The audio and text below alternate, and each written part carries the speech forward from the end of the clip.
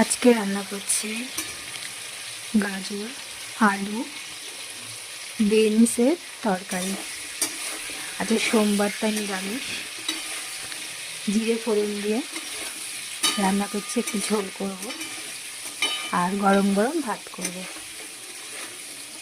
এটাকে বেশ লাল করে ভাজতে হবে, লাল করে ভেজে নুন আর হলুদ দিয়ে লাল করে ভাজতে হবে। লাল করে ভেজে তারপরে হলুদ দিতে হবে। হলুদ দেওয়ার পরে আর একটু ভালো করে নাড়তে হবে। যখন প্রায় লাল হয়ে আসবে ভাজাগুলো, তখন কাঁচা লঙ্কা দিয়ে আরেকটু নাড়তে হবে। খানিকক্ষণ নেড়ে জল দিতে হবে। জল দিয়ে যখন ফুটে উঠবে, কিছুক্ষণ সিদ্ধ হওয়ার পরে নামিয়ে ফেলতে হবে। তারপর তৈরি হয়ে যাবে আজকে আমার নিরামিষ সবজি।